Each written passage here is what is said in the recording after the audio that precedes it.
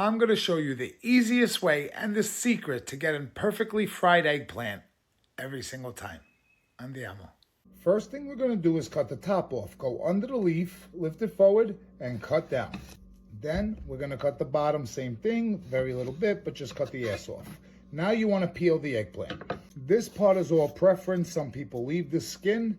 Some people take it off. I take it off because I'm not a fan of the skin. You can save the peels, the top and bottom, with your vegetable scraps in a Ziploc bag in the freezer and use it for a stock. Here's the second part that's preference. You could cut it into rings or you could cut it into strips. I cut it into rings because I find it to be more useful that way. I could use it for eggplant parmesan.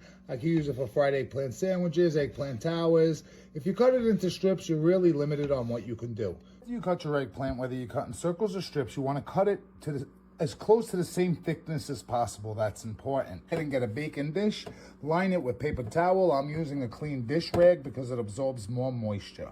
Let's lay the eggplant out. Now that we got the eggplant all laid out, heavily salt the eggplant. We got to draw out as much moisture as possible.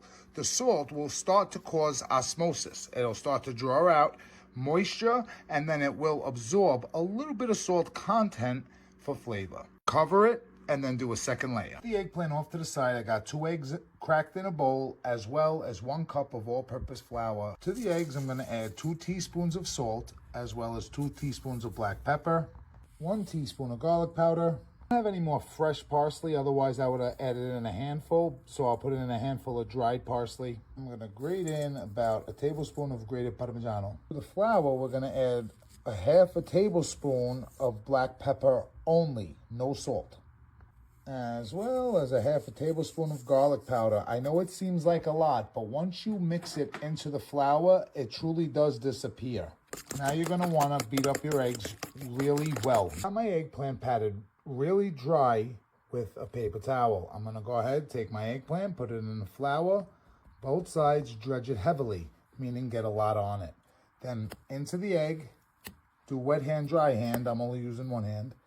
And then from the egg, we're going to put it on a piece of parchment paper in another tray. Now that I got my eggplant breaded up, I'm going to get a pan on the stove over high heat. I put about 1/4 cup of oil in there, depending on the size of the pan. Bring your oil to 350 degrees and add your eggplant into the oil, cooking it for about 1.5 minutes on each side. Once you've had your eggplant going for about 1.5 minutes on each side, here's the secret. Take it out of the oil and put it on a piece of cardboard.